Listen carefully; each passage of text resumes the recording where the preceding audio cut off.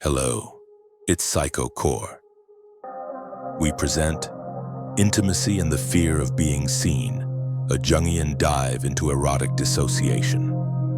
The inability to be truly intimate is not always rooted in repression. Sometimes it is the consequence of too much self-awareness, a hyper-consciousness that dissects connection before it begins.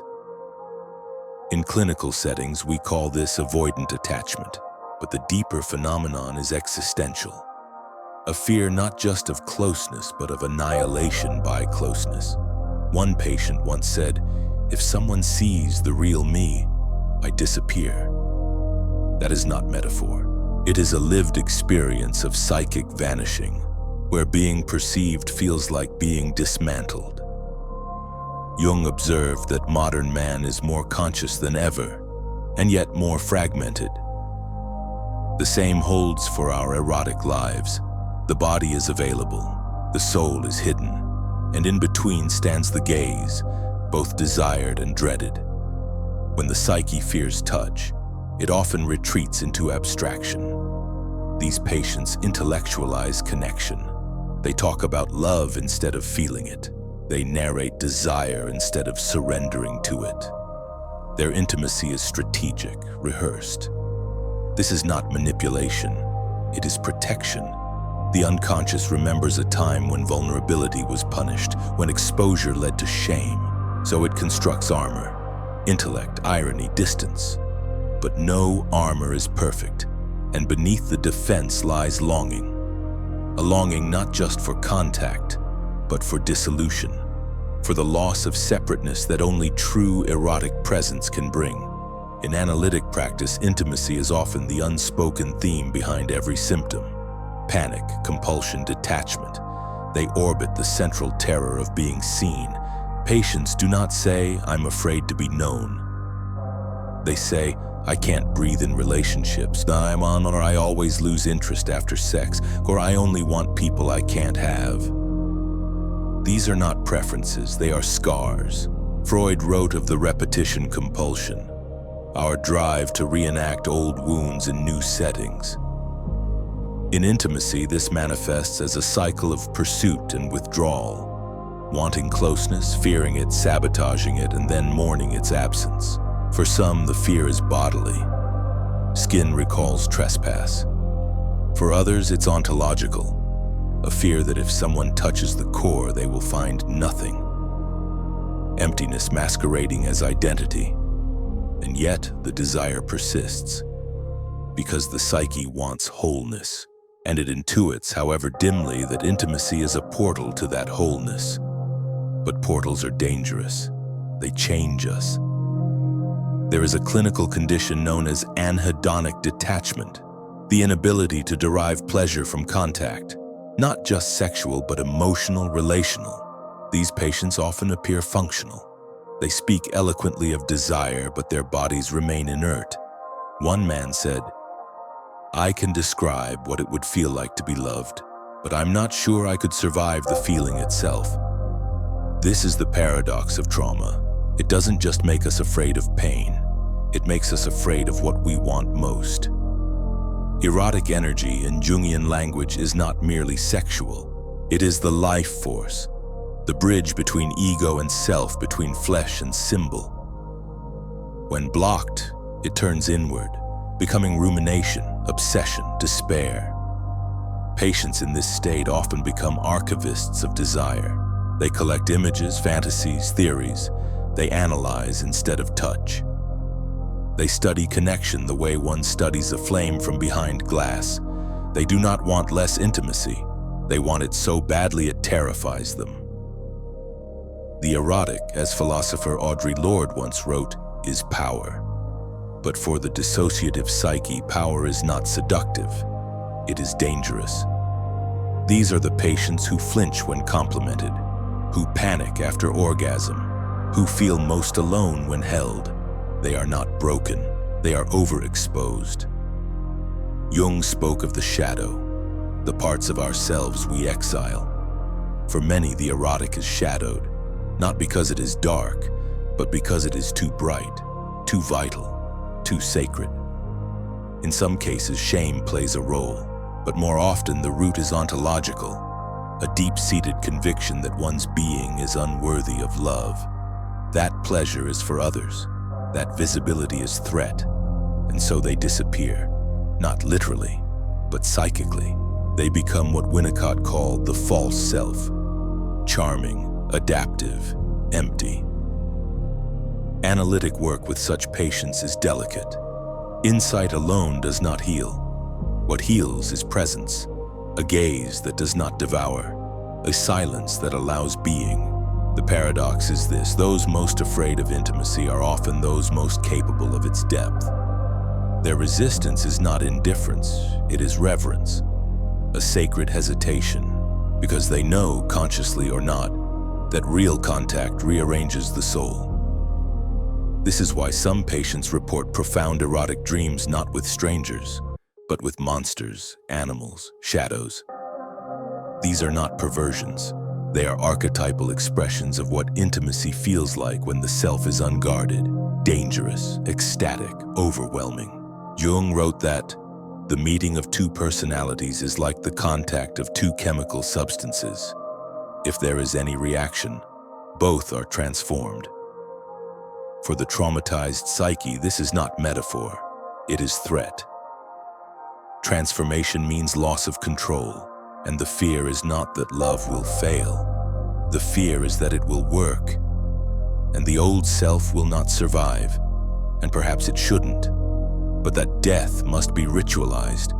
It must be earned, not demanded. That's why in the analytic space, time and slowness are sacred. The gaze must soften. The silence must be allowed to speak. One woman, after years of numbed sex and detached connection, finally whispered, "I think I want to be seen," but not all at once, just glimpsed. And so the final task is not to teach intimacy, but to unlearn the defenses that block it, to stop rehearsing closeness and instead risk presence, not because it is safe, but because it is true.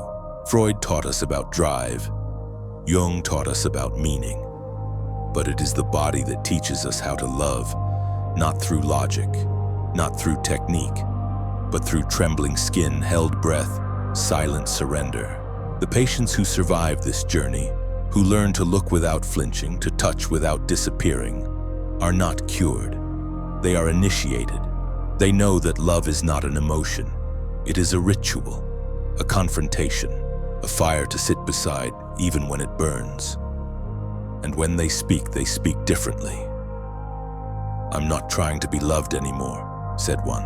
"I'm trying to be real, even if that means I'm alone." This is the paradox of healing. Only those who no longer need intimacy are capable of sustaining it, because now they know that intimacy is not merging, it is not possession, it is witness, to look at another and allow yourself to be looked at, to say, "I am here, I will not vanish, not this time." If you enjoyed this video, please subscribe our channel, like, and share the video. They say erotic intimacy begins in the body but ends in the psyche. For some, this path is open. For others, it is a corridor lined with mirrors, each reflecting shame, scrutiny, or the gaze of a parent long dead but never forgotten. The bedroom becomes a reenactment of formative trauma, not in gesture but in silence, in the way a hand hesitates or a breath is held too long. To touch another is not always to connect. For the dissociative psyche, it is often an act of performance, of playing the part, while the true self hovers in exile. These individuals are not dishonest. They are simply dislocated. The body moves, the mind watches, and what should be a moment of surrender becomes a dissociative script, responsive, careful, numb.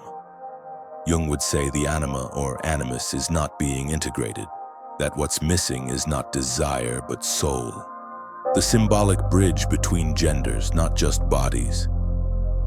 In its place, we have pornography, mimicry, mechanical stimulation, but no myth, no meaning. One man in session wept after sex, not from guilt nor shame, but from absence. "I didn't feel like I was there," he said. "Not even during, especially not during. I was good at it. but I wasn't in it. This is the hallmark of erotic dissociation, hyperfunctionality paired with soul neglect. Performance is perfect, but participation is void. The body becomes both shield and spectacle. The mind, retreating, leaves the soul uninvited. Therapists often miss this subtle fracture, mistaking it for inhibition or blaming past partners. But what's at stake here is ontological, the fear that intimacy might expose the self not as flawed but as hollow. There is a wound in those who cannot love while being loved, a psychic blind spot that protects them from annihilation at the cost of aliveness. And healing does not come from more effort. It comes from mythic permission, the right to be real, even in erotic chaos. Jung knew that transformation required risk, not of being hurt, but of being seen. Intimacy in his model is not just about merging with another. It is about confronting the archetype they evoke. A partner is never just a person. They are a mirror, a symbol, a test. They summon the shadow. They awaken the orphaned child. They resurrect the rejected feminine or the tyrannical masculine. Sex, then, is not a recreational act. It is a ritual, a psychic initiation. For those with complex trauma, this truth burns because the partner becomes too much. Not physically, but symbolically. They carry the weight of old betrayals and also the terror of new tenderness. And so the dissociative psyche withdraws to protect, to control, to survive. But what if survival is no longer the goal? What if the point is not to endure the gaze, but to receive it? Erotic healing begins not in orgasm, but in the moment before. In the breath where the psyche decides, I will not leave. Not this time. To remain inside your body, inside your soul, while being touched, being watched, being desired.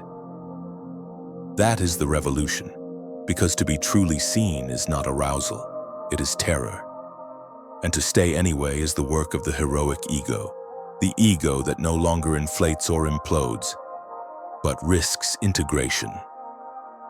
There is no formula for this, no certainty, only the trembling effort to remain real, not performative, not idealized, just real. And sometimes that is enough, sometimes that is everything.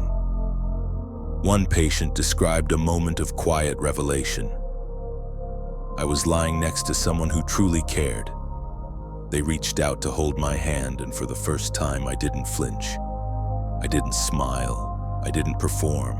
I just let them hold it, and in that silence I felt myself coming home. This is not dramatic healing.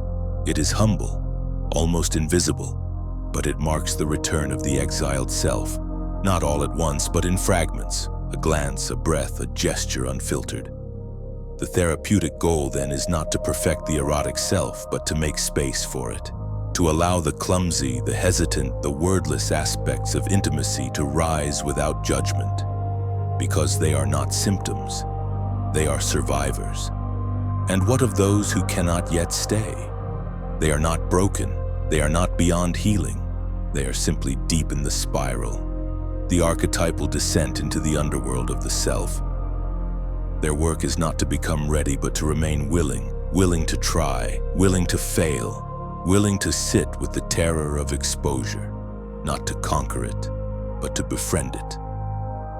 As Jung wrote, only the paradox comes anywhere near to comprehending the fullness of life. So let the paradox remain. Let intimacy be both terror and tenderness. Let desire be both fire and fragility. And let healing be slow, because the soul moves at the speed of trust. If you enjoyed this video, please subscribe our channel, like, and share the video.